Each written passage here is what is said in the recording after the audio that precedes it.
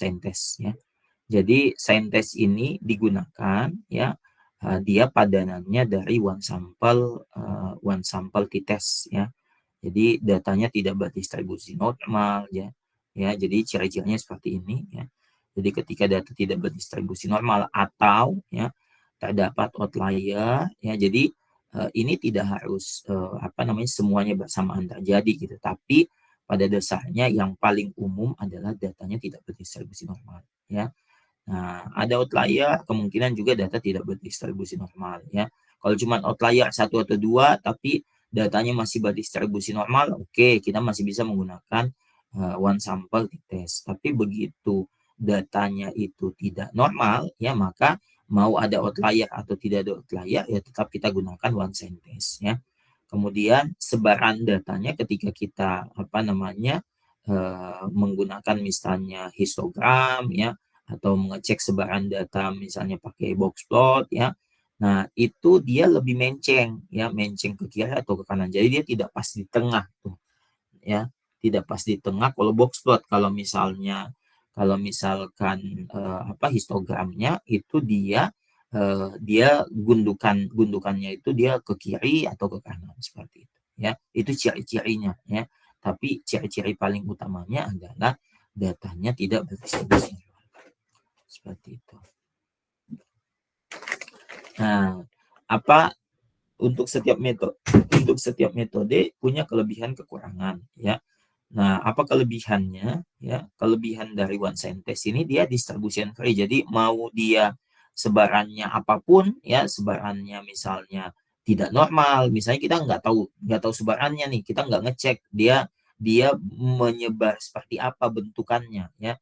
Nah, kalau kita mengatakan sebaran itu biasanya ya datanya tuh bergerak atau mengikuti pola seperti apa ya. Jadi ketika datanya itu mengikuti pola tertentu ya, maka datanya itu bisa saja tidak berdistribusi normal ya. Misalnya dia tidak seperti ini bentuknya ya. Jadi ketika datanya dia tidak punya puncak pas di tengah seperti ini ya. Jadi ini yang kita katakan sebaran normal ya, atau pola datanya itu bagian kiri dan kanan itu hampir seimbang ya. Dia misalnya sedikit seperti ini ya, kemudian semakin ke tengah itu semakin banyak yang kondisinya seperti itu. Nah, di pertemuan awal kita udah pernah sempat bahas tuh bahwa ciri-ciri data yang pada umumnya pada kondisi yang normalnya ya, pada kondisi seperti biasa itu biasanya kondisinya seperti ini ya. Nah, contohnya misalnya seperti usia teman-teman ya, pasti mayoritas itu berada yang ada di sekitar sini nih. Contoh misalnya 21 atau 22 gitu ya. Tapi ada saja mahasiswa yang misalnya datanya itu atau usianya itu lebih rendah gitu. Lebih rendah, misalnya ada saja mungkin yang usianya yang berapa tunggu 18 19 tuh. Ya, bisa saja ada yang 19 ya, yang 19 atau mungkin ada yang lebih tua, ada yang mungkin umurnya misalnya 25 mungkin ya. Tapi itu nggak akan banyak ya, nggak akan banyak. Yang akan banyaknya adalah apa? Sekitar 20, 21, 22, 23 ya. Nah, apakah misalnya tidak menutup kemungkinan ada yang usianya itu di atas 23 ya bisa jadi, tapi nggak akan banyak gitu. Apakah tidak menutup kemungkinan bahwa ada yang usianya di bawah 21 ya, bisa saja tapi nggak akan banyak gitu ya. Bisa saja misalnya ada yang 19 mungkin ya, dia lebih cepat kuliahnya gitu ya, atau mungkin dia akselerasi ya, seperti itu. Jadi pada kondisi umum biasanya data tuh berdistribusi normal ya. Sebaran datanya, pola datanya ya. Jadi kalau kita bicara yang bagian bawah sini sumbu X, berarti ini adalah label untuk berapa usianya. Nah, sedangkan sumbu Y-nya itu berapa jumlahnya. Oh, jumlahnya yang umur 19 sedikit banget. mungkin bisa jadi tidak ada, atau mungkin bisa jadi ada, tapi kalau ada paling satu misalnya. Yang umur 20 itu lebih lebih banyak, yang umur 21 lebih banyak lagi, 22 ini kemungkinan 22, 23 gitu. Dan seterusnya. Nah, itulah distribusi normal ya. Nah, ketika datanya tidak berdistribusi normal, bisa jadi karena datanya cuma sedikit ya, bisa jadi karena apa namanya? Memang datanya itu tidak mengikuti distribusi yang semestinya, atau ada data-data yang kita tidak sempat ambil misalnya. Maka ketika kita cek sebarannya ya, bentuk histogramnya seperti ini, dia bisa jadi tidak berbentuk seperti ini ya. Nah, maka ketika kita misalnya uji T ya, nah, kalau datanya berdistribusi normal maka hasilnya akan tidak bias ya. Kenapa? Karena dia memang mengikuti T-test ini mengikuti sebaran yang normal. Tapi ketika dia sebarannya tidak normal, contoh, ini kan sedikit nih Z, tiba-tiba banyak, tapi ini nggak jadi punya ekor lagi. Jadi dia misalnya dia menceng kanan atau mungkin dia menceng kiri ya. Maka ketika ini terjadi ya, atau datanya kita pas uji ya, kita uji normalitas di mana H0-nya itu adalah hipotesis nolnya adalah data berdistribusi normal, sedangkan hipotesis satunya data tidak berdistribusi normal, ternyata dia data tidak berdistribusi normal ya, maka kita menggunakan uji sign test ya. Sign test ini didasarkan menggunakan median ya. Nah, kalau t-test dia menggunakan rata-rata ya perhitungannya. Ya, kalau perhitungan manualnya dia menggunakan rata-rata. Jadi kita kumpulkan dulu semua sampel, kita rata-ratakan, kita kurangkan dengan rata-rata referensinya ya. Misalnya apa namanya?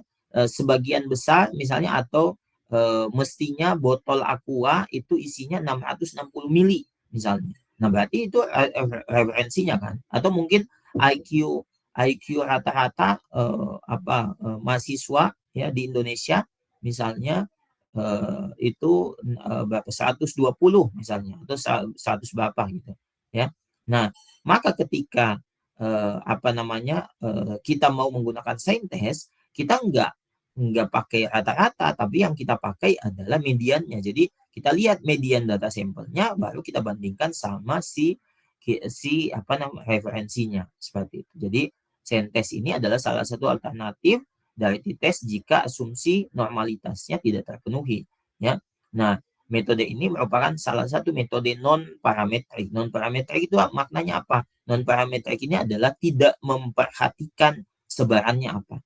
Ya, karena sebarannya kita udah uji ternyata normalitas tidak normal, maka datanya itu kita ya udah kita nggak usah ngecek lagi dia sebarannya apa sih gitu ya. Jadi kita menganggap bahwa sebarannya apapun ya, dia mungkin dia bisa saja punya sebaran tapi kita tidak memperhatikan sebarannya ya.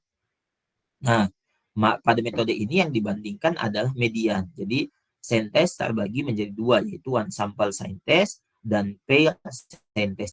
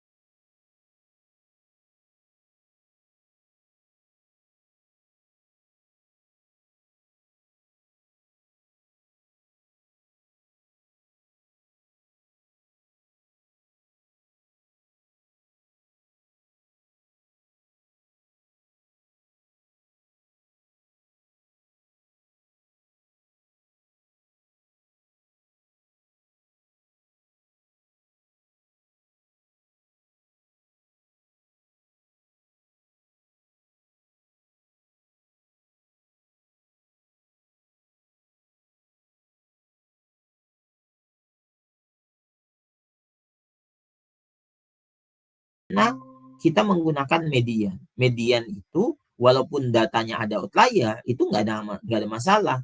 Kenapa? Karena posisinya yang kita ambil adalah posisi tengah, bukan rata-rata. Seperti itu. Ya. Nah, kekurangannya ya kurang powerful karena kita tidak tahu bagaimana sebarannya. Ya. kita agak sulit untuk menarik kesimpulan yang lebih general lagi untuk kasus yang berbeda seperti itu. Jadi kita hanya bisa menarik kesimpulan untuk populasi data kita saja, ya, untuk sampel kita saja gitu. Nah, tapi kalau misalnya kita, oh ada kasus yang serupa misalnya di perusahaan yang lain, nah itu kita nggak bisa pakai metode yang sama, ya, nggak bisa kita pakai untuk kesimpulan yang sama, ya. Kemudian kekurangan yang lainnya ini membuang informasi dari data. Jadi karena biasanya kita pakai rata-rata, otomatis kita mengambil semua informasi dari setiap data. Tapi kalau pakai median, kita hanya menggunakan, oh mana nilai tengahnya, gitu ya. Jadi biasanya kekurangannya median juga itu dia bisa menghilangkan informasi dari datanya. Nah, kekurangan yang lain adalah lebih optimal jika datanya berukuran besar. Jadi ke penggunaannya one sign test ini akan sangat berguna, ya, tapi tidak menutup kemungkinan untuk data kecil juga nggak ada masalah gitu ya. Tapi akan sangat bagus ketika data yang kita gunakan itu ukurannya besar. Nah, ukuran data besar itu seperti apa sebenarnya tidak ada patokan khusus, ya, tergantung berapa jumlah populasinya. Jadi kalau mungkin populasinya 1000, ya, 1000 data, kita ngambil 100, ya itu udah besar, ya. Tapi kalau populasinya misalnya 1 juta, kita cuma ngambil 100 sampel, ya itu kecil. Jadi relatif gitu ya. Biasanya kita pakai persentase, ya. Kalau udah di atas 10% itu udah besar banget gitu ya. 10% dari data populasinya. 5% aman gitu ya. Itu masih tergolong apa tengah-tengah lah, nggak tahu besar, ya, nggak tahu kecil juga seperti itu. Kalau 1% itu udah kecil banget gitu ya. Nah, ini one sample sentence. Jadi kondisinya sama seperti one sample t-test, ya. Nah, tapi di sini, ya, jadi case-nya sama. Jadi datanya diambil dari populasi, kita ngambil sampel, sampelnya nanti diambil mediannya, mediannya dibandingkan dengan nilai tertentu, ya. Nilai tertentunya ya tergantung kasusnya apa gitu ya. Seperti itu. Nah, hipotesisnya sama, ya. Nah, hipotesisnya tapi di sini bukan rata-rata kita tulisnya, tapi median. Median populasi sama dengan nilai yang dihipotesiskan. Nah, nilai yang dihipotesiskan itu berarti apa yang kita bandingkan, ya. Seperti misalnya IQ nasional, atau misalnya pendapatan pendapatan di satu daerah misalnya, atau UMR, ya. Ya, pokoknya patokan yang sudah disepakati bersama gitu ya. Nah, jadi patokan itu bisa digunakan sebagai referensi ketika kita mau membandingkan untuk satu sampel terhadap nilai tertentu. Oke. Nah, ini sama ya contohnya misalnya apakah gaji karyawan sama dengan UMR, ya. Nah, ini berarti hipotesisnya dua arah, ya. Apakah gaji karyawan melebihi UMR, ya. Nah, ini berarti hipotesis satu arah kanan, ya. Apakah gaji karyawan kurang dari UMR, ya, hipotesis satu arah kiri, ya. Seperti itu. Nah, ini kalau manualnya, ya. Nah, misalnya UMR-nya 3 juta, ya. UMR-nya 3 juta nih, posisinya di sini, dan ini kita punya datanya nih, misalnya data orang pertama sampai orang ke-10, ya. Nah, ini kita selisihkan, ya. Kita selisihkan, ya, tapi kita urutkan dulu, ya, diurutkan dulu datanya, ya. Kemudian kalau jika nilai amatan, ya, nilai amatan itu yang ini, ya. Nah, nilai amatan lebih besar dari nilai yang dihipotesiskan, maka kita beri tanda plus, ya. Jadi kalau nilai yang ada di sini misalnya, oh ini 2 juta, 2 juta 100, 2 juta 500. Nah, nilai yang ini misalnya lebih besar daripada UMR 3 juta, kita kasih tanda plus. Kalau misalkan lebih kecil dari UMR, ya, 3 juta, kita kasih tanda negatif. Nah, ini manualnya, ya. Nah, kemudian kalau nilainya sama, berarti kita abaikan, kita tidak ngasih tanda gitu ya. Nah, kemudian kita pilih, ya, manakah, ya, yang nilainya itu paling minimum, ya, di tanda plus dan tanda negatif gitu. Jadi kalau misalnya dari sini, ya, oh ini mana yang paling minimum nih nilainya, ya, dan ini juga mana yang paling minimum nih nilainya. Nah, itu nanti kita ambil seperti itu, ya. Nah, ini manualnya. Tentukan nilai n, ya, yaitu jumlah tanda plus dan negatif. Ada berapa jumlah yang negatif dan ada berapa ya jumlah yang positif. Baru nanti jika N kurang dari atau sama dengan 25, gunakan tabel sentence. Jika N lebih besar dari 25, gunakan tabel Z Nah, ini kalau kita mau bandingkan ya, bandingkan sama T-table Z-table atau sign test table ya. Seperti itu. Kalau misalnya kita mau pakai langsung berarti tinggal pakai nilai p-value seperti itu ya. Nah, ini tahapannya ya. Kita tahapannya jadi tentukan dulu hipotesis ya, sama seperti sebelumnya. Kita tentukan dulu hipotesisnya, H0-nya apa, H1-nya apa ya. Tentukan arah hipotesisnya mau dia dua arah ya yang sama dengan atau lebih besar dari atau kurang dari. Nah, ini kita susun di sini. Terus tentukan tingkat signifikansinya ya, kita mau pakai berapa persen. Biasanya pakai p-value 5% ya, 0,05 ya. Jadi ini alfanya nanti kita bandingkan dengan alfa nilai p-value-nya seperti itu.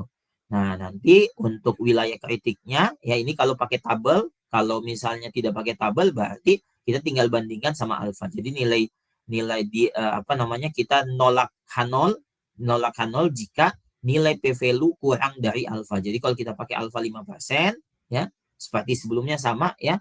Kalau p-value-nya kurang dari alfa 0,05 ya, maka tolak H0 ya. Nah, ini bisa kita gunakan. Udah. Nah, nanti keputusannya kita tolak atau terima H0. Oke. Nah, ini contoh kasusnya ya. Nilai kriteria ketuntasan minimal KKM mata pelajaran matematika adalah 75 ya. Nah, seorang guru matematika ingin mengetahui apakah nilai ulangan matematika siswanya di atas atau di bawah nilai KKM tersebut ya. Nah, beberapa hal yang akan kita uji apakah nilai ulangan matematika siswa di atas nilai KKM. Nah, berarti kan kalau apakah nilai ulangan matematika siswa di atas nilai KKM, ini H0-nya ya kurang dari atau sama dengan. Sedangkan H1-nya ya ini lebih besar dari ya, karena dia mau buat kriteria ujinya, apakah nilai ulangan matematika siswa ini mau diuji nih. Apakah nilai ulangan matematika siswa di atas nilai KKM? Nah, kita udah tahu nih nilai KKM-nya 75. Berarti kita beranggapan bahwa misalnya nih ya kita udah tahu dia nggak sebaran normal dan sebagainya ya. Nah, di sini kita buat hipotesisnya H0 dari ulangan matematika itu kurang dari sama dengan ya 75. Sedangkan H1-nya adalah ya nilai median ulangan matematika lebih besar dari 75. Nah, itu kalau kita mau buat hipotesisnya ya. Yang ini juga sama, ini berarti kalau matematika siswa di bawah nilai KKM berarti ini kurang dari ya. Oke, saya mau coba langsung ini praktek untuk yang ini ya. Kita langsung aja ini kita subset aja ya. Kemarin saya udah share semua bahannya ya. Yang data-datanya sama sintaksnya udah saya share juga nggak?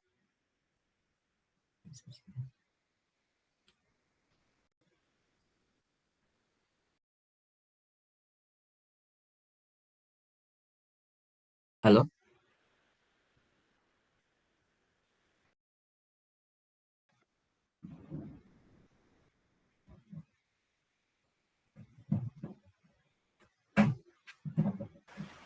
Kemarin ini Pak, Bapak kirim tes titik R sama energi bar titik CSV.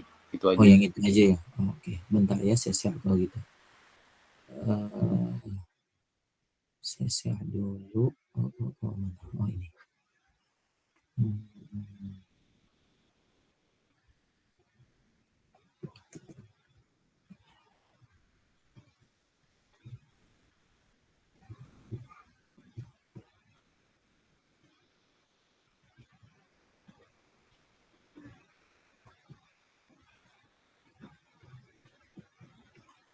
Nah, ini langsung saya share semua.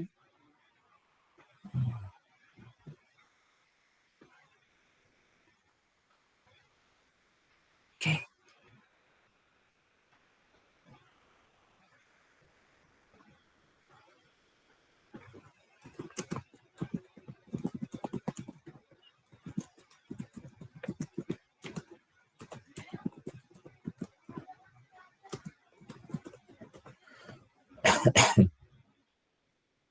Oke ya, udah saya share, saya buka dulu filenya.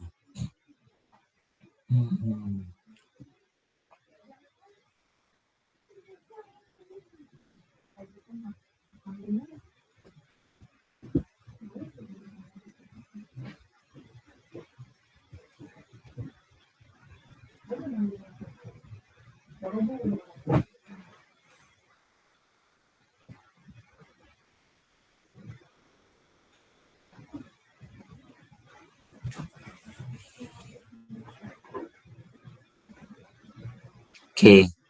jadi data yang kita pakai itu adalah data student performance ya. Nah, ini kita panggil dulu datanya ya. Kita panggil dulu datanya. Ini ada butuh library BSDA ya untuk Saintes. Ini install aja ya. Kita install aja.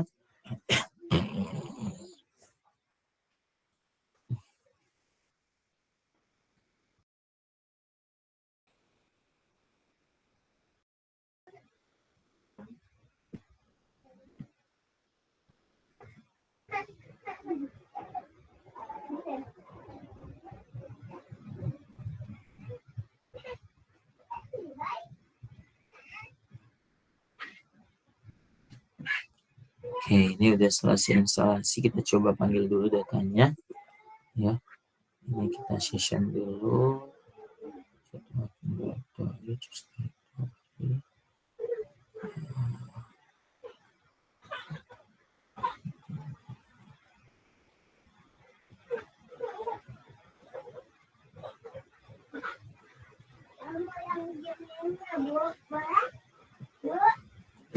Oke, coba di sini ya.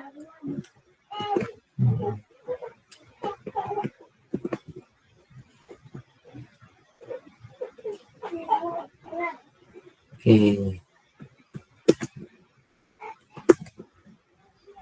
Oke, ini datanya ya. Ini datanya udah masuk. Ini data student performance ya. Jadi ada gender ya. Level edukasi dari orang tuanya ya. Kemudian hasil uji kursusnya ya. Dia udah lengkap atau belum? Ini hasil ujinya ya. Nah, ini yang kita mau lakukan pengujian.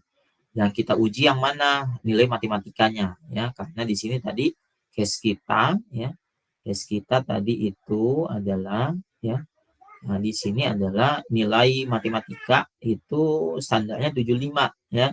Kita mau uji dia untuk nilai ulangan matematika siswa itu lebih besar dari ya KKM atau enggak gitu ya, seperti itu. Nah, hipotesisnya ya. Nah, hipotesisnya seperti ini ya. Ini kita uji normalitas dulu nanti ya. Nah, setelah kita uji normalitas ya baru kita uji apakah datanya itu lebih besar dari ya atau misalnya kurang dari ya, seperti itu. Jadi H1-nya itu nilai mediannya ya itu lebih besar dari 75 ya. H0-nya adalah nilai mediannya itu kurang dari 75 ya. Nah, ingat tahapannya adalah kita nanti uji normalitas dulu ya. Jadi kita buat dulu hipotesis normalitasnya ya. Hipotesisnya sama aja H0 itu selalu data berdistribusi normal ya, apapun itu yang dicek, mau nilai ulangan, mau tinggi tanaman, mau banyaknya penjualan ya dan sebagainya, itu selalu H0 data berdistribusi normal, H1 nilai ulangan matematika tidak berdistribusi normal seperti itu ya. Nah, di sini datanya sudah masuk ya.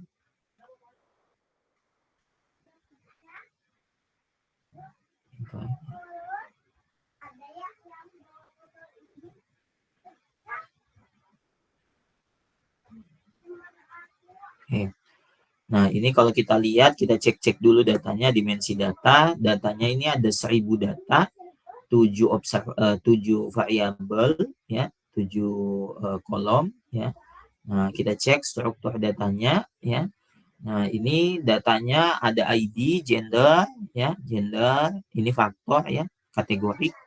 Terus parental level, education ya, ini kategori juga. Test preparation course ya, ini juga kategori ya, complete dan non ya. Math score ya. Nah, ini skor matematikanya integer, integer, integer ya. Nah, ini kalau kita mau cek summary ya. Nah, ini ada berapa banyak ya. Nah, gender female male ya 518, 482.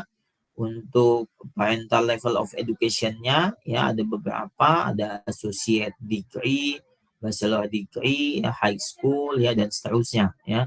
Nah, ini sebaran datanya ya. Ini kalau kita lihat mayoritas itu ada untuk some college ya. Nah, ini berarti dia kuliah ya. Terus ada associate degree ya. Nah, dan seterusnya.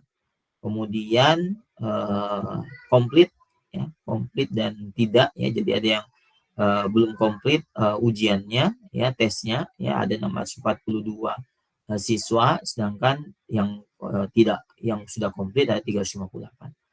Nah, dari sini sebenarnya kalau teman-teman mau cek-cek misalnya cross tabulasi dan sebagainya ya. Nah, itu teman-teman bisa lakukan agregat ya, atau kalau selain agregat bisa pakai table ya. Table apa? Table dari nilai ya. Misalnya kita mau cek-cek nih ya, kira-kira yang komplit itu rata-rata nilai matematikanya berapa misalnya ya. Nah, nilai kalau rata-rata nilai berarti kita pakai agregat aja. Agregat ya, di sini berarti math score ya, titik score ya. Kemudian kita masukkan variabel ini test preparation course ya. Oke. Nah, kemudian datanya itu data nilai, kita mau hitung minnya ya.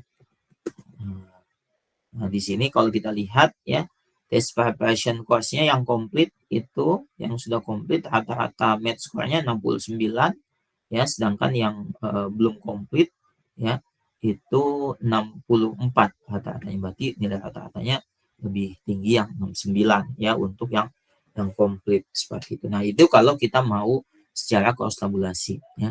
Kalau selain itu misalnya kita mau cek sebaran pakai visualisasi ya, bisa pakai box plot ya. Nah, ini kita lihat ya. Nah, ini kita lihat apa namanya? Ada beberapa data yang apa namanya? Dia menjulur ya, menjulur ke kiri ya. Kalau kita lihat data ini sebenarnya dia agak apa ya? Agak normal ya. Dia ini posisinya di tengah, tapi ada beberapa data yang dia menjulur ke kiri nih ya. Nah, ini kalau pakai box plot, nah berarti di sini ada beberapa data outlier ya. Nah, di sini. Nah, kita coba cek ya pakai histogram ya. Nah, ini dia menjulur ke kiri nih, dia menceng ke kanan ya. Nah, ini. Jadi ada beberapa data yang dia terlalu tahu rendah nilainya. Seperti itu ya. Oke. Nah, supaya lebih meyakinkan ya, kita uji normalitas pakai Shapiro test ya. Shapiro test ya, nilai math score ya. Nah, yang kita uji yang math score-nya saja. Nah, ini kalau kita lihat nilai p-value-nya ya kurang dari alfa 0,05 ya. Nilai p-value-nya kurang dari alfa 0,05. Berarti kalau nilai p-value-nya kurang dari alfa 0,05, berarti kita tolak H0 yang berarti adalah data tidak berdistribusi normal seperti itu. Ya, itu ada di modul yang sudah saya kirimkan ya.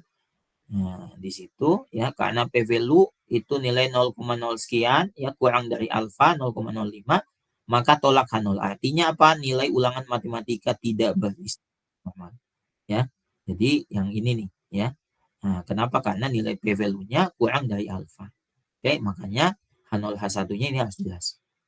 Nah, sudah karena kita sudah menarik kesimpulan bahwa oh ini datanya tidak berdistribusi normal ya, maka kita tidak bisa menggunakan one sample t-test ya. Yang kita gunakan berarti sign t-test ya. Sign test ya. Sign test ini ujinya ya.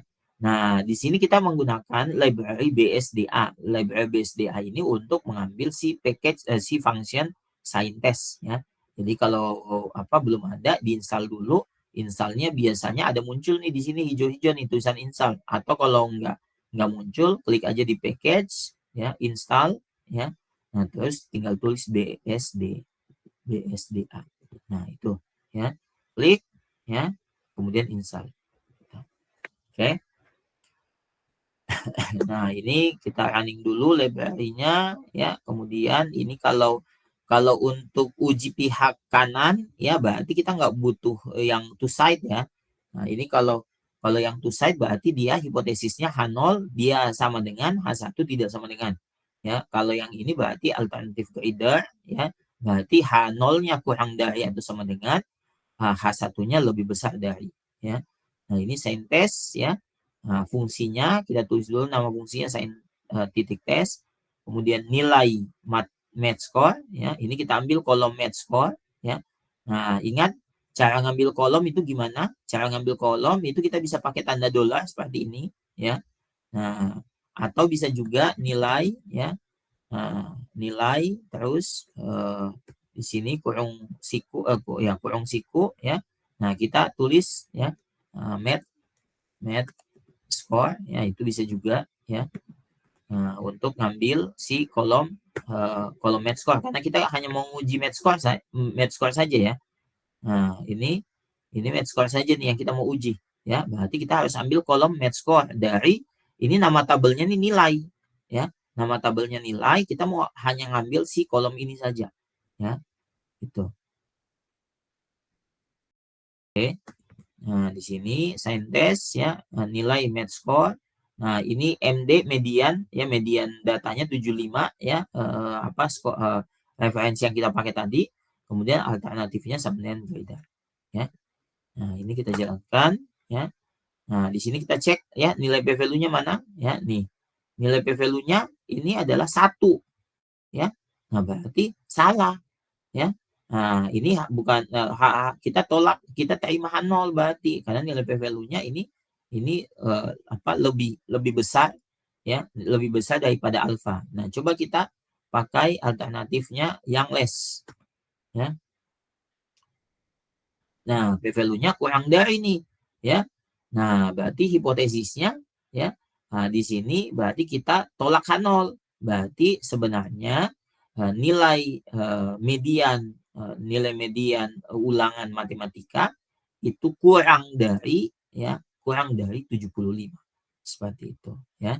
Nah, karena di sini ya untuk lesnya itu kurang dari. Nah, kita lihat ya udah ada juga saya tuliskan di modul ya. Nah, ini one sample test ya, nilainya 1 ya. Nah, ini median nilai ulangan matematika siswa kurang dari atau sama dengan 75. Median nilai ulangan matematika siswa lebih dari 75. Nah, kita tingkat signifikansi alfa ini 5% ya. Wilayah kritisnya itu untuk tolak H0 jika P value kurang dari alfa ya. Nah, di sini statistik ujinya ternyata P value sama dengan 1 ya. Nah, nilai P value-nya sama dengan 1. Nah, maka karena P value sama dengan 1, lebih besar dari alfa, maka gagal tolak nol. Artinya, median nilai ulangan matematika kurang dari atau sama dengan 75. Dengan kata lain, nilai ulangan matematika siswa di bawah atau sama dengan nilai KKM. Nah, itu kesimpulannya kalau di hipotesis pertama. Nah, di hipotesis yang kedua ya kita buat lagi ya yang tadi. Nah, ini jadinya kurang dari nih. Mu-nya mediannya lebih besar dari atau 975. Nah, H1-nya ini mediannya kurang dari 75. Nah, begitu kita alternatifnya less, oh ternyata P value-nya kurang dari 0,05. Maka kesimpulannya karena P value kurang dari alfa 0,05 maka tolak 0. Artinya median nilai ulangan matematika kurang dari 75. Dengan kata lain, nilai ulangan matematika siswa di bawah nilai KKM. Oke.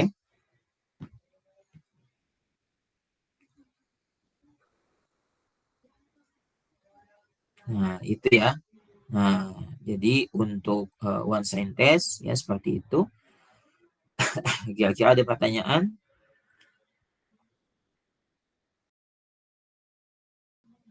Oke, kalau aman kita lanjut.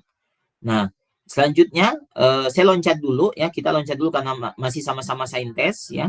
Nah, ini kita loncat masuk ke pair sign test ya. Nah, karena sama-sama uji untuk sign test ya, metode sign test. Tapi satunya itu satu sampel, yang pair sentence ini berarti yang sebelum dan sesudah, ya. Nah, pair sentence adalah salah satu alternatif dari pair t-test, ya, jika asumsi normalitasnya tidak terpenuhi, ya. Metode ini digunakan untuk membandingkan median suatu sampel yang diberi dua perlakuan atau pengukuran yang berbeda. Ya, misalkan ya contoh seperti kasus kemarin itu untuk misalnya obat diet, ya.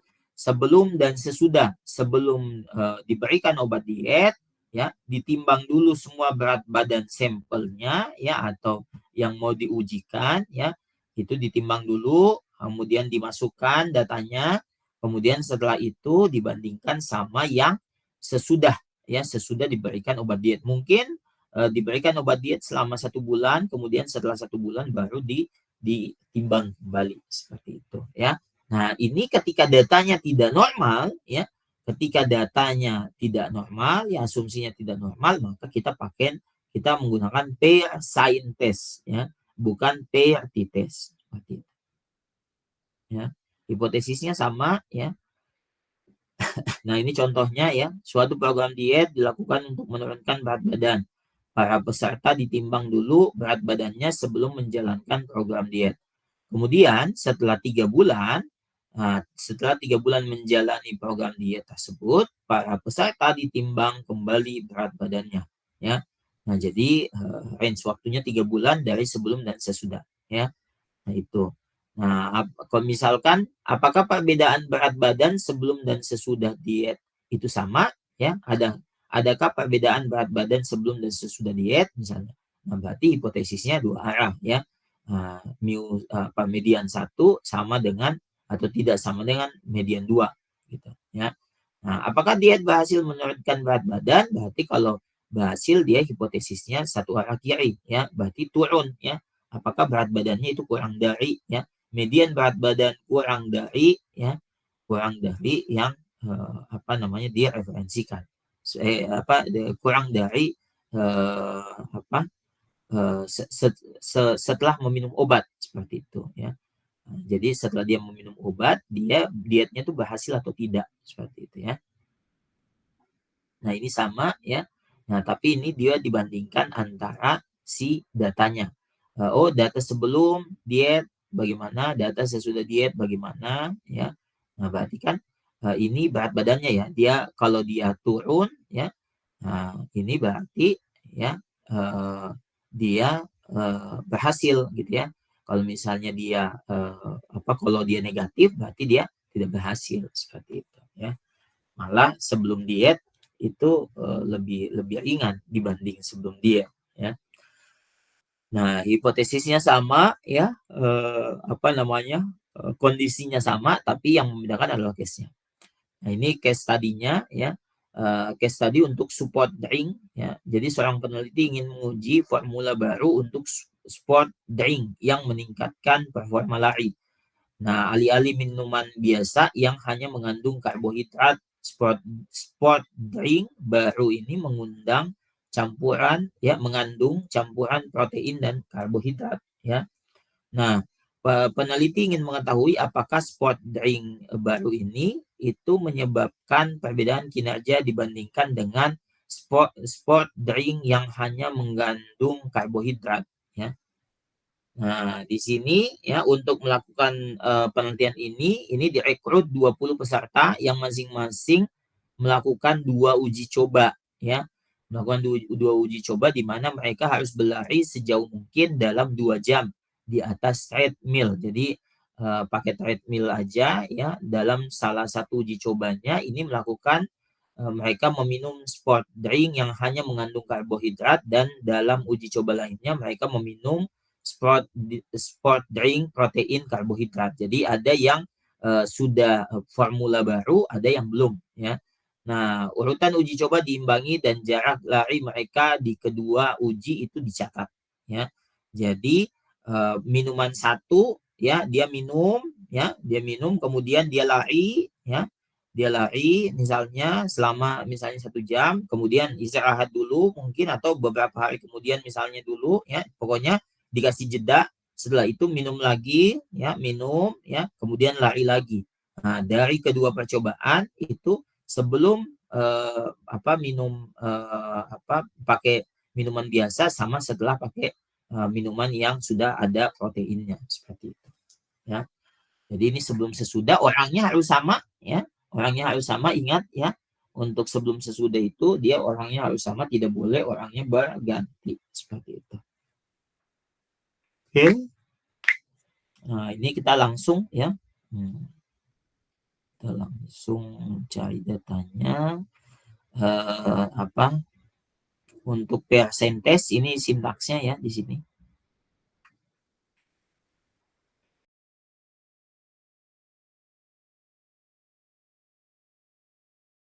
Oke, sebentar.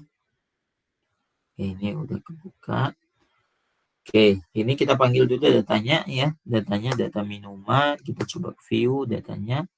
Ya, ini data yang mengandung hanya minuman yang hanya mengandung karbohidrat saja sama minuman yang mengandung karbohidrat dan protein ya. Nah, ini kita lihat ya seberapa jauh ya jarak yang dia tempuh ya dalam waktu yang ditentukan seperti itu.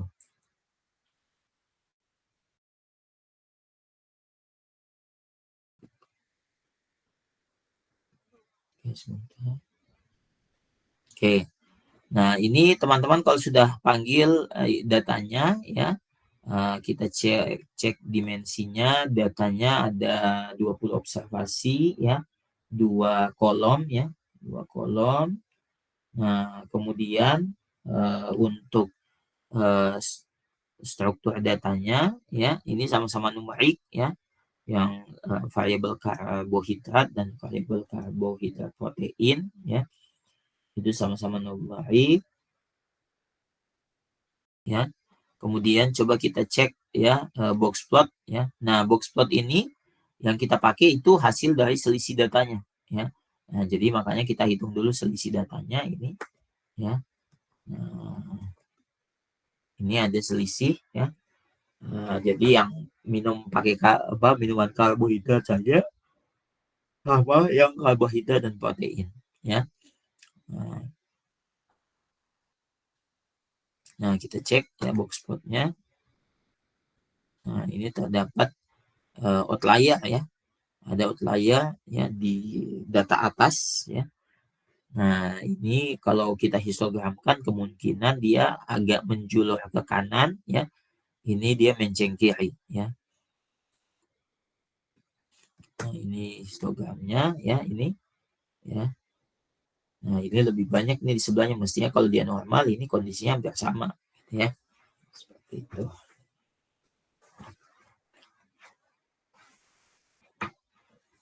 Oke. Nah, biar tidak ngira-ngira, kita uji normalitas saja ya.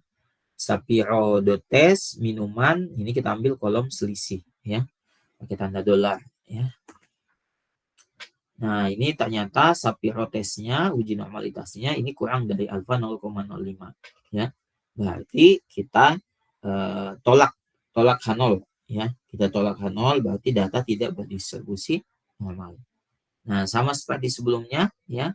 Nah, di sini kita pakai library BSDA ya. Nah, untuk yang ini kita masukkan 2 data ya. Nah, ini sign.test kita ambil minuman karbo ya. Kolom karbo sama minuman karbo protein ya. Nah, nanti dari sini ya alternatifnya misalnya mau pakai to side ya, greater, less. Nah, ini udah nggak ada masalah. Yang membedakan adalah kalau yang tadi sign test itu kita cuma masukkan 1 data. Kalau pair sign test pair sign test itu kita masukkan 2 data seperti ini ya. Nah, ini kita jalankan. Oke, kita lihat ya. Untuk uji pihak kiri ini p-value-nya kurang dari 0,05 ya. Ini nilainya 0,009, ini berarti tolak H0 ya. Nah, untuk pihak kanan ini enggak ya, p-value-nya hampir 1 ya. Berarti tolak terima H0 ya.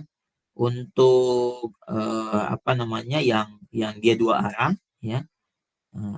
yang dia dua arah, di sini p-value-nya 0,01 ya, kurang dari alfa 0,05. Berarti kalau dia dua arah, hipotesisnya berarti H0 itu sama dengan H1 itu tidak sama dengan, berarti kalau tidak sama dengan karbohidrat itu tidak sama, median karbohidrat tidak sama dengan median karbohidrat protein untuk sport drink yang berbeda seperti itu ya. Nah, ini kalau mau lihat ininya ya, kesimpulannya ya. Di sini saya udah tuliskan. Ya, ini tadi selisih ya uji normalitasnya. Nah, ini untuk two side ya 0,019 ya. Nah, berarti ya. Nah, ini untuk hipotesisnya ya H0 ya. Ini bisa saya ditulis seperti ini, bisa juga langsung digabung pakai sama dengan aja ya. Nah, di sini berarti karena p-value sama dengan 0,01 sekian, kurang dari alfa 0,05, maka tolak H0. Artinya ada perbedaan jarak dari perbedaan jarak lari antara kedua soft drink ya. Nah, dengan kata lain, jarak lari setelah meminum sport drink karbohidrat berbeda dengan setelah meminum sport drink karbohidrat plus protein. Nah, pertanyaannya adalah yang mana lebih bagus ya? Nah, sebenarnya kita tinggal lihat mediannya, tapi kalau misalnya mau lebih bagus kesimpulannya ya, kita tinggal cek aja ya berdasarkan hipotesis ya. Hipotesis yang tadi ya. Nah, kalau di sini kan ada nih hipotesisnya yang kurang dari ya. Berarti kalau kurang dari, nah ini kan kalau kita lihat ya. Nah, di sini p-value-nya 0,009. Berarti kalau H0 minuman soft drink A itu misalnya lebih besar atau lebih baik ya, lebih baik dibanding misalnya minuman sport drink B yang pakai protein ya. Nah, jadi sebelum sesudahnya gitu. Nah, ini ternyata minuman sport drink yang A itu kurang dari ya. Nah, kurang dari minuman sport drink yang B. Artinya kecepatan lari bukan kecepatan, jarak lari ya yang meminum soft drink A itu lebih kurang ya atau dengan orang yang sama ya, hasilnya itu kurang bagus ketika meminum soft drink A dibanding ketika meminum soft drink yang B yang pakai protein. Seperti itu. Oke. Nah, itu ya untuk pair sign test ya. Ya, jadi pembedanya adalah ketika dia normal atau tidak normal. Nah, sekarang kalau kita mau bandingkan antara dua sampel ya, antara dua sampel dia itu apa namanya? Bentar. Oke.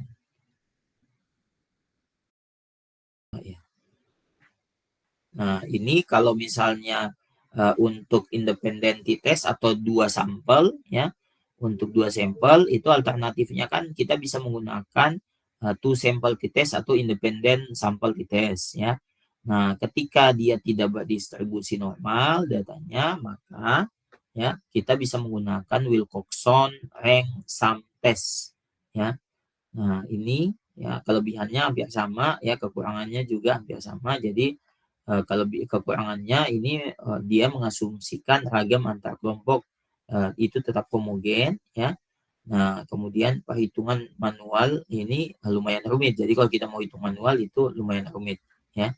Nah, hipotesisnya sama aja ya, A dan B berasal dari populasi yang sama. A dan B berasal dari populasi yang berbeda misalnya ya. Nah, atau misalnya bisa juga ada perbedaan antara A dan B ya, tidak ada perbedaan antara A dan B ya, atau misalnya pakai simbol juga boleh ya.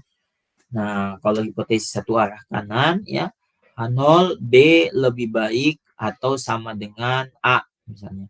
Nah, kemudian H1 A lebih baik dibanding B ya.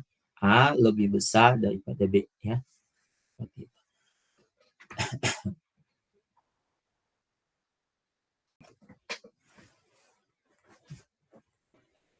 Oke, ya, ini hipotesisnya ini kalau mau perhitungannya ya.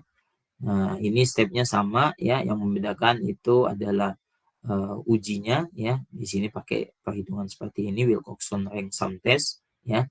Nah, selebihnya itu kita tinggal cek di tingkat signifikansinya.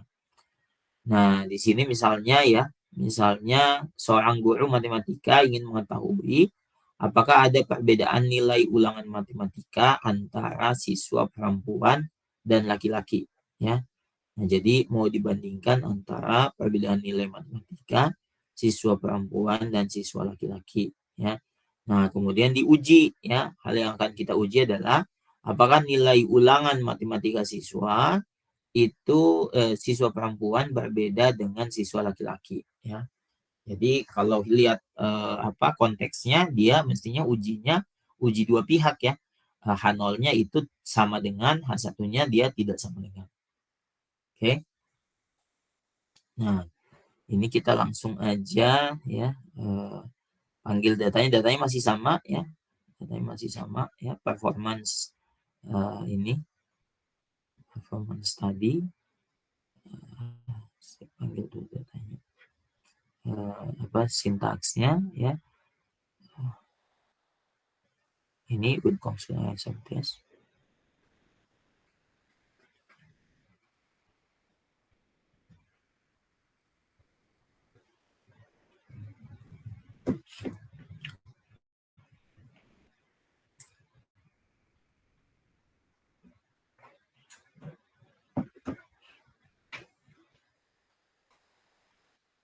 Oke, ini sintaksnya udah masuk ya.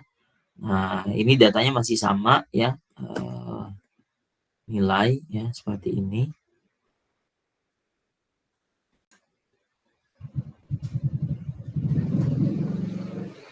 Oke.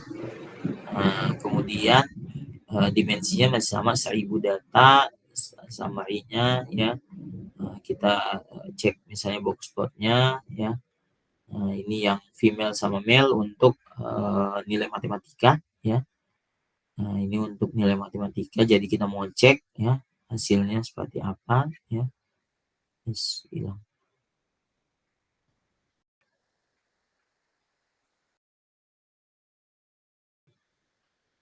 Nah, dari sini kita lihat untuk nilai matematika, skor nilai matematika siswa ya.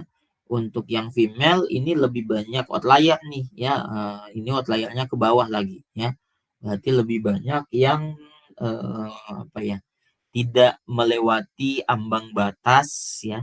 Ambang batas dari kondisi nilai terendahnya. Seperti itu ya. Nah, karena kalau di box plot itu dia menentukan ya mana nilai terendah ya dari si datanya berdasarkan ambang batas box plotnya seperti itu ya. Nah, di sini ada beberapa outlier ya. Nah, berarti ini kondisinya dia lebih rendah ya dibanding sama yang male. Oke. Nah, sekarang kita uji normalitas aja.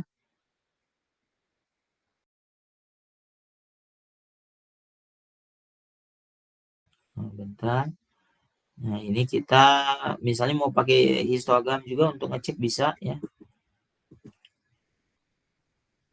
Nah, ini ya.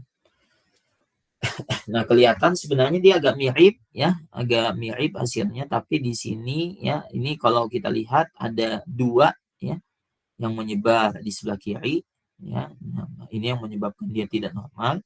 Nah, kalau cuma ngelihat ininya ya ini bisa jadi udah normal ya. Nah, terus kalau yang ini ya ini yang male ya sebaran datanya yang male itu dia di bagian awal ini bagus ya. Nah, setelah turun ya ini semakin semakin sedikit nih ya. Semakin sedikit yang masuk ya kriteria yang nilainya itu besar, match score-nya besar ya. Nah, itu. Oke, terus ininya juga ya bagian sini dia langsung turun ya. Kalau di sini kan dia turun perlahan terus ada lagi. Nah, ini kalau secara visualisasi ya. Kalau secara uji tesnya gimana? Oke.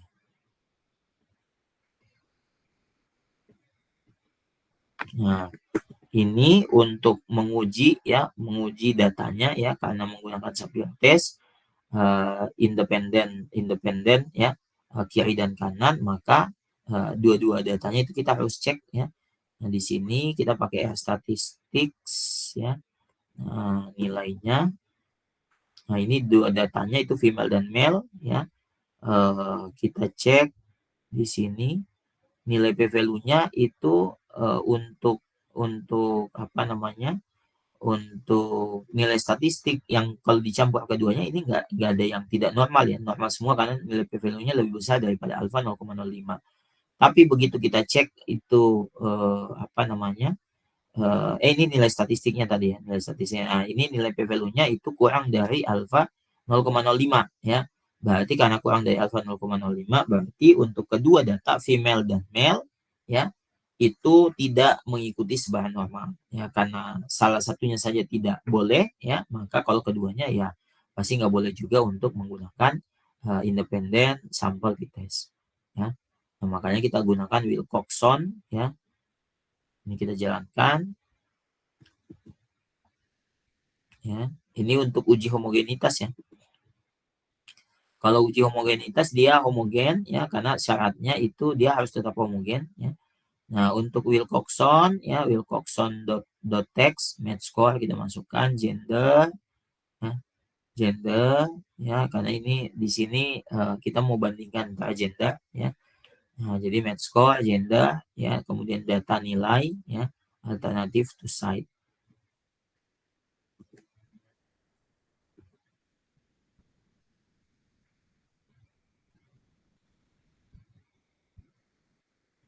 Oke. Nah, di sini ya untuk hasil ujinya, untuk kalau dia to site ya, kalau to site berarti di sini kita dapat p-value-nya sama dengan 1 nih ya. Karena sama dengan 1 berarti kita terima 0 ya. Kalau kita grader ya, ini juga sama dengan 1 ya. Kalau less ini kurang dari. Nah, berarti kalau dari sini kita bisa lihat bahwa kalau misalnya duluan female ya, female berarti female ini nilai matematikanya ya, skor nilai matematikanya itu kurang dari ya. Jadi median nilai matematikanya itu kurang dari median dari si laki-laki seperti itu. Jadi untuk perempuan itu nilai rata nilai skor matematikanya itu kurang dari nilai skor matematika si laki-laki seperti itu. Ya, kita coba lihat di modul.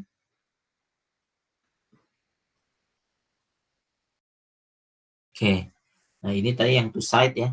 To site ya, nilai ulangan matematika siswa perempuan sama dengan nilai siswa laki-laki. Nilai ulangan matematika siswa perempuan berbeda dengan siswa laki-laki.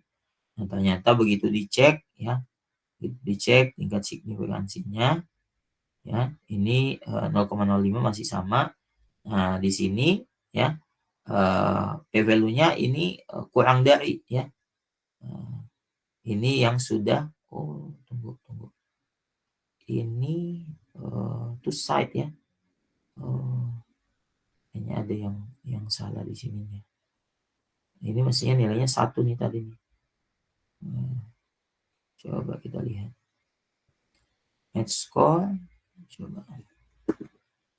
Oh iya, berarti tadi saya salah ini. Oh, yang grader tadi. Oh, yang to site dia p-value-nya kurang dari 0,05 ya. 0,00 sekian ya. Nah, berarti ya p-value-nya itu di bawah 0,05, karena p-value di bawah 0,05 kurang dari alfa, maka tolak 0. Artinya nilai ulangan matematika siswa perempuan berbeda dengan siswa laki-laki. Nah, ini kalau kita mau tarik kesimpulan yang mana lebih bagus, berarti kita cek dulu yang ini ya, yang less ya. Yang less atau yang grader, ini yang mana lebih bagus. Nah, ternyata yang less ini kurang dari 0,05, berarti nilai matematika, nilai skor matematika perempuan itu kurang dari nilai skor matematika yang laki-laki seperti itu. Oke. Itu untuk Wilcoxon rank sum test ya. Nah, yang terakhir yang ANOVA ini ya. Ada nggak ya di sini? Oh, nggak ada di sini. Bentar, saya cek dulu.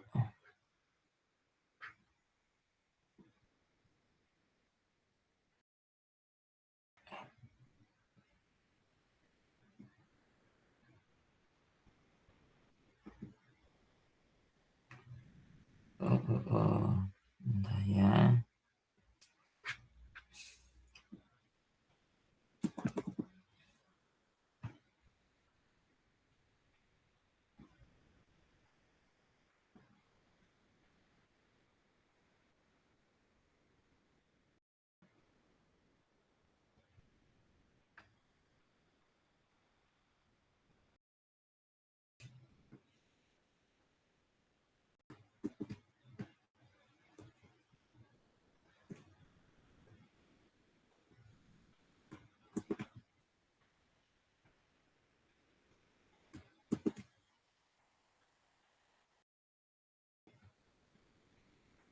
Oke, sebentar. Yang terakhir yang ANOVA ya. Saya mau selesaiin sampai ANOVA nih.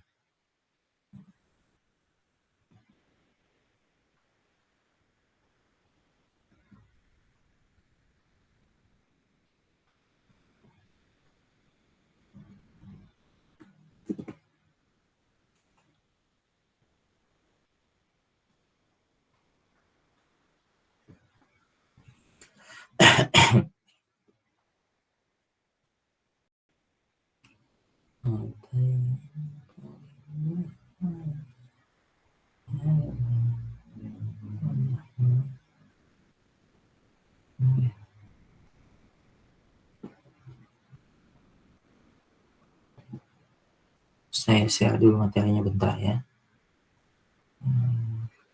Ini yang padanannya sama yang ANOVA. ANOVA kemarin kita udah bahas kan. Sebentar.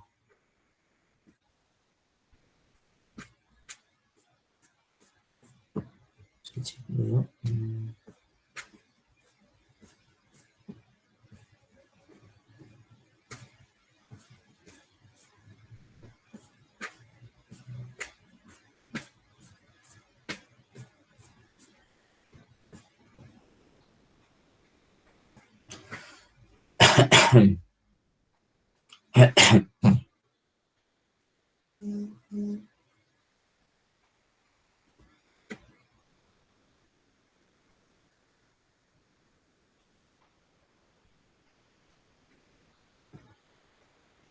Oke.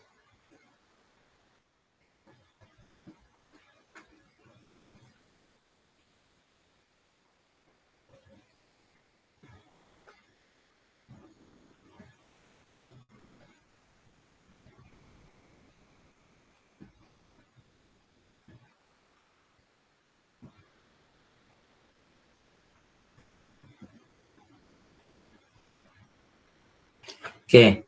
Nah, selanjutnya adalah Pascal Wallis ya. Nah, coba ya. Ini kan tadi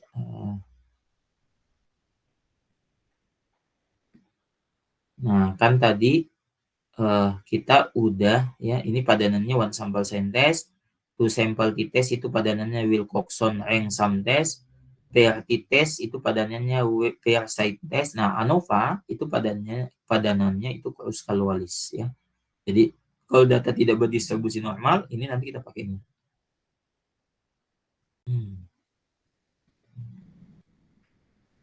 Oke.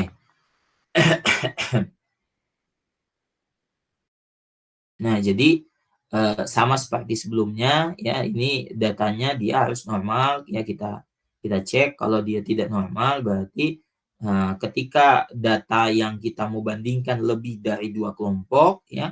Nah, Pascal Wallis ini adalah salah satu alternatif dari one way ANOVA jika asumsi normalitasnya tidak terpenuhi ya. Metode ini merupakan perluasan dari Wilcoxon rank sum test untuk lebih dari dua grup ya. Nah, pada metode ini yang dibandingkan adalah distribusi setiap grup sampel ya. Metode ini mengasumsikan ragam antara grup sampel homogen. Jadi datanya itu harus tetap homogen ya. Nah, misalnya ini kita bandingkan antara kelas A, B, dan C ya. Nah, ini nilai masing-masing ya, kemudian kita ranking ya. Ini dia menggunakan metode ranking ya. Nah, setiap kelompok berasal dari populasi yang sama, setidaknya ada satu kelompok dari populasi yang berbeda. Nah, ini studi kasusnya ya. Misalnya seorang guru matematika menduga bahwa jika orang tuanya berpendidikan, maka mereka bisa mendampingi anak belajar matematika. Nah, ininya adalah hal yang akan diuji adalah apakah terdapat perbedaan nilai matematika berdasarkan tingkat pendidikan orang tua, ya. Nah, ini datanya masih sama student performance ya. Nah, ini bentar sintaksnya saya share dulu ya.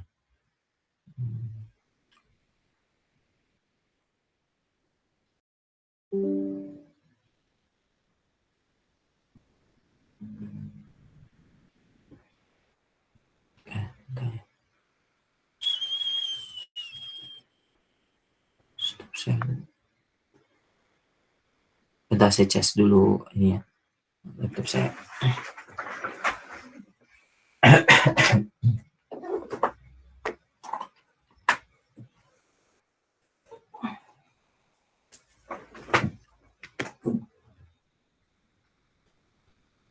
Datanya saya kirim ya. Bukan datanya, sintaksnya ya. Sintaksnya saya kirim.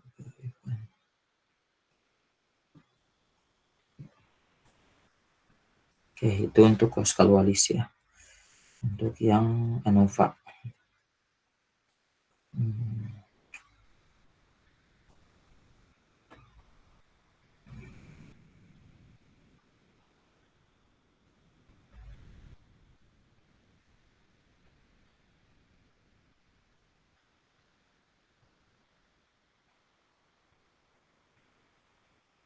Oke.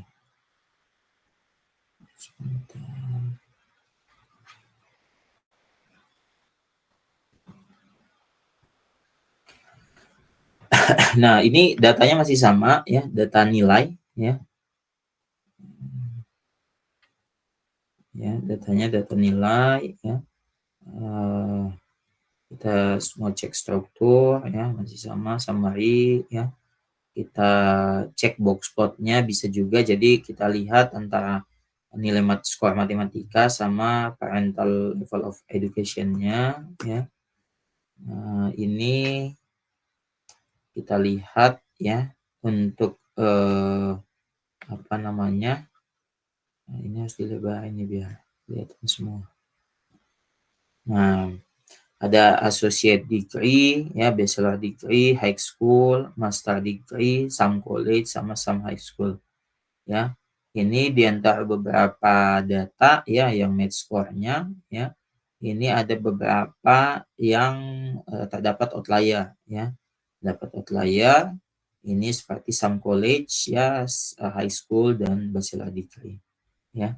Some high school. Sisanya misalnya yang ini master degree ya sama associate degree itu enggak ya, enggak ada outlier ya.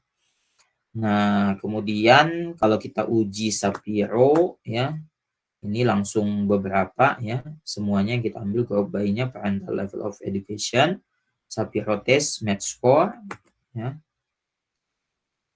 Nah, ini p-value-nya nggak semuanya di atas 0,05 ya. Jadi syaratnya itu harus semua p-value di atas 0,05.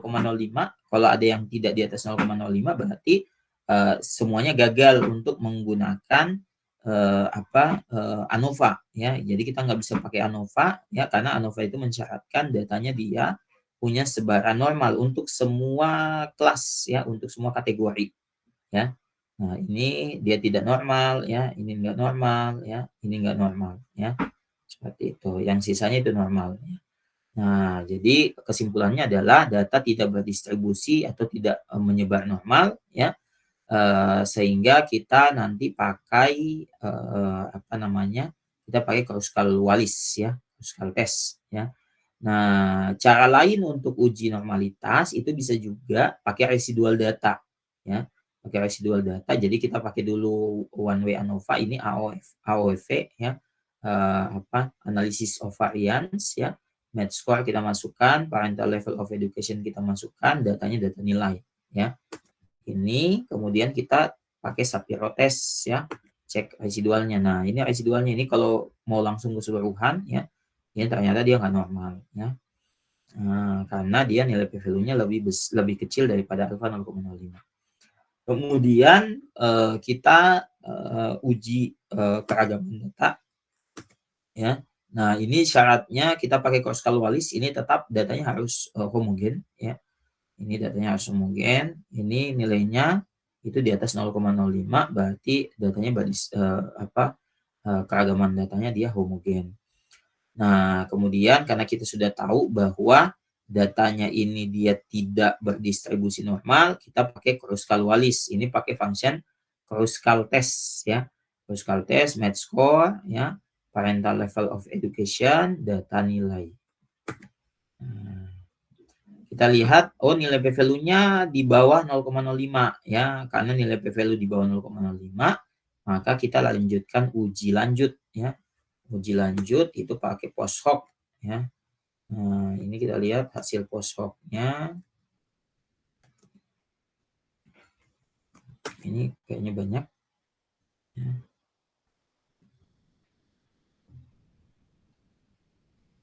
Share dulu. Ya, kelihatan semuanya.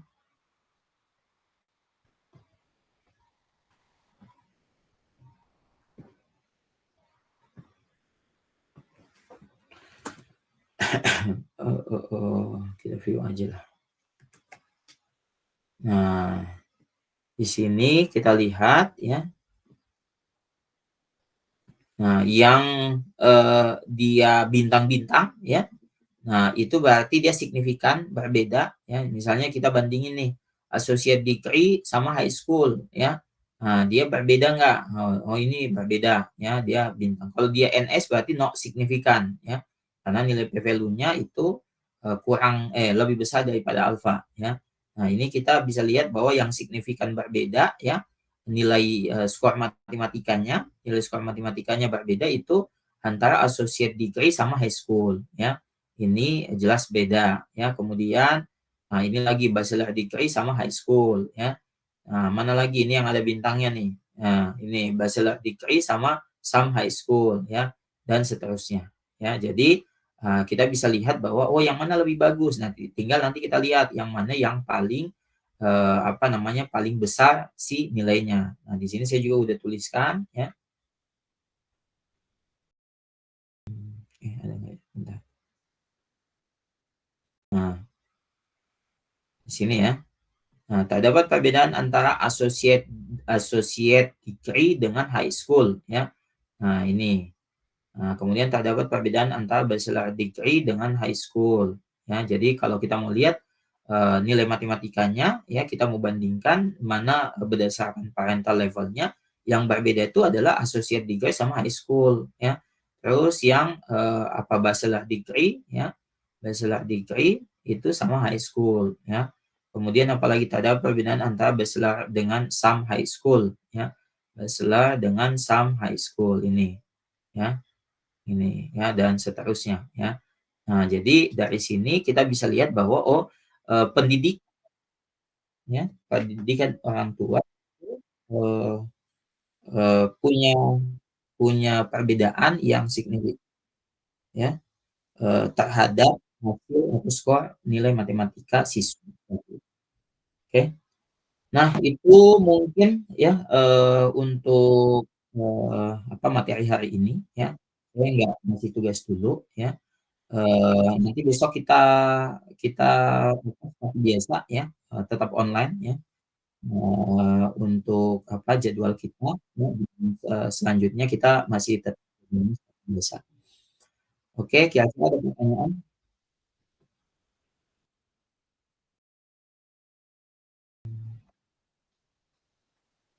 Oh ya Pak, saya ada pertanyaan.